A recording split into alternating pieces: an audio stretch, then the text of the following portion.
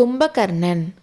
நம்மளோட பிரயாணிகள் 2 பேரும் மகேந்திர விடுதியை நெருங்கினதும் அங்கே காவலுக்கு இருந்த வீரர்கள் அவங்கள தடுத்து நிறுத்தினாங்க. அப்போ அந்த மனுஷன் அவன்கிட்ட இருந்த ஏதோ ஒன்றை எடுத்து காட்டுனதும் அவங்க எல்லாரும் மரியாதையாக அவனுக்கு வழி விட்டு நின்னாங்க. பரஞ்சோதியை உள்ளே விடாமல் இருந்தனால அவனும் என்னோட தான் வந்தான்னு அந்த மனுஷன் சொன்னதும் பரஞ்சோதிக்கும் வழி விட்டாங்க. அந்த மனுஷன் வீரர்கள் கிட்ட காட்டினதவே அந்த விடுதியோட தலைவன்கிட்டையும் காட்டி, நாங்கள் 2 பேரும் இன்னைக்கு இங்கே தான் தங்கணும், குதிரைகளுக்கு சாப்பாடு வேணும்னு சொன்னான். விடுதி தலைவனும் மற்ற வீரர்கள் மாதிரி ரொம்ப மரியாதையோட அப்படியே செஞ்சிடறேன் ஐயான்னு சொன்னான்.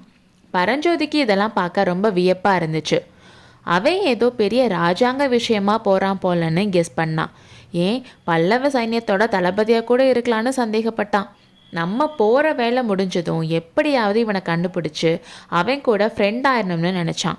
2 பேரும் நைட்டு சாப்பிட்டுட்டு இருந்தப்போ அந்த மனுஷன் பரஞ்சோதிக்கிட்ட, தம்பி, வைஜெயந்தி யுத்தம் பற்றி உன்கிட்ட சொன்னேன்ல, அப்போ எனக்கு உன் வயசு தான் இருக்கும். அப்போ ஒரு தடவை இந்த மகேந்திர விடுதியில் தங்கியிருக்கேன். அன்னைக்கு நைட் எனக்கு ஒரு வித்தியாசமான அனுபவம் ஏற்பட்டுச்சுன்னு சொன்னான். அது என்னன்னு பரஞ்சோதி ஆவலாக கேட்டான். தம்பி, இவ்வளோ நேரமாக நம்மளோட பேரை சொல்லாமலே பேசிகிட்டு இருக்கோம். எனக்கு என் பேர் சொல்கிறதுல ஒன்றும் இல்லை. எனக்கு என் அம்மா அப்பா வச்ச பேர் வஜ்ரபாகு. ஆனால் என்னோட நண்பர்கள் எல்லாம் என்ன கும்பகர்ணன்னு கூப்பிடுவாங்க. தூங்குனா அப்படி தூங்குவேன். அன்னைக்கும் நாள் முழுக்க பிரயாணம் செஞ்சனால அசந்து தூங்கிட்டேன். அப்போ என்ன நடந்துச்சு தெரியுமா? ஏதாச்சும் பேய் கனவு வந்து அலறி அடிச்சுட்டு எந்திரிச்சிங்களாக்குன்னு பரஞ்சோதி கேட்டான். இல்லை இல்லை, அதை விட ஆபத்தான விஷயம்.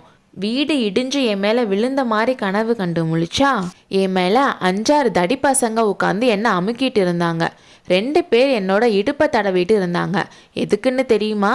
ஐயா, என்னை ஞான திருஷ்டி உள்ளவன்னு நினச்சிட்டிங்களா? நீங்கள் சொல்லலைன்னா எனக்கு எப்படி தெரியும்?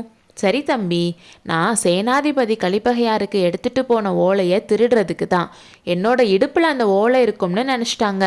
இதை கேட்டதும் பரஞ்சோதியோட கை அவனை அறியாமலேயே அவனோட இடுப்பை தொட்டு பார்த்துச்சு. தொட்டு பார்த்த உடனே கை பழைய மாதிரி வரதுக்கு 1 செகண்ட் கூட ஆகலை. ஆனால் 1 செகண்ட்னா கூட அதை வஜ்ரபாகு கவனிக்காமல் இல்லை. அப்புறம் என்னாச்சு ஐயா? அந்த தடியர்களுக்கு நீங்கள் கொண்டு போன ஓலை கிடச்சிச்சா?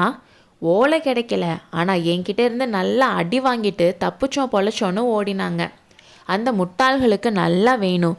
உங்களோட கும்பகர்ண தூக்கத்தை கலைச்சாங்கல்ல, யாராவது ஒருத்தர் மட்டும் வந்து இடுப்பை தடவி இருந்தா ஒரு வேளை ஓலை கிடச்சிருக்கும். அப்பவும் கிடச்சிருக்காதுன்னு சொன்னால் வஜ்ரபாகு.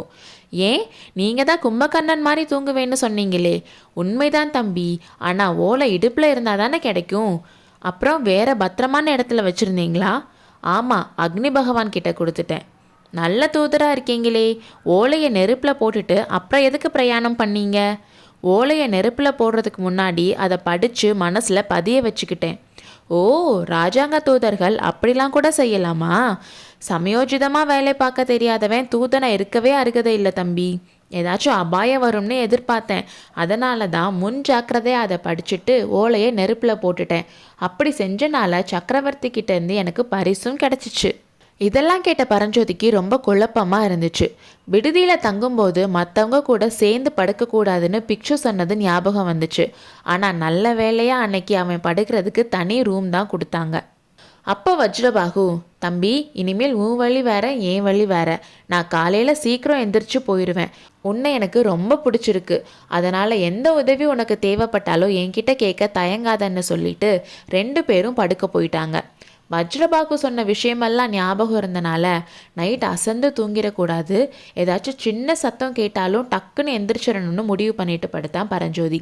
ஆனால் அவனுக்கு இருந்த டயர்டில் படுத்த உடனே நல்லா தூங்கிட்டான். ஆனாலும் அவன் நல்லா தூங்கலை. மாறி மாறி கனவு வந்துக்கிட்டே இருந்துச்சு.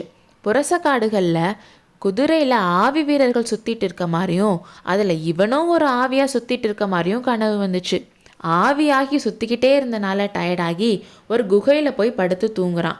அப்போ மற்ற பிசாசெல்லாம் வந்து அவனோட இடுப்பை தடவி பார்க்குது. நல்ல வேலை ஓலை இடுப்பில் இல்லை, தலைக்கு அடியில் வச்சுருக்கோம்னு நினைக்கிறான். அப்புறம் தூரத்தில் ஒரு கொல்லிவாய் பிசாசு இருக்குது. அது இன்னொரு பிசாசை கூட்டிக்கிட்டு அவன்கிட்ட வருது. கொல்லிவாய் பிசாசோட வாயில் இருக்க நெருப்போட வெளிச்சத்தால் அவனோட கண்கள் எல்லாம் கூசுது. அதை அவனால் தாங்கிக்க முடியாமல் கண்ணை திறக்கிறான். ஆனால் முன்னாடி இருந்தது கொல்லிவாய் பிசாசும் இல்லை, அது கூட வந்த இன்னொரு பிசாசும் இல்லை. வஜ்ரபாகுவும் அவனுக்கு பின்னாடி அந்த விடுதியோட தலைவன் கையில் விளக்க வச்சுக்கிட்டு வந்துட்டு இருந்தாங்க. பரஞ்சோதி திடுக்கிட்டு எந்திரிச்சு உட்கார்ந்தான். அவனோட கை தரையில் கிடந்த வேலை பற்றியது. அடுத்த அத்தியாயத்தில் சந்திப்போம்.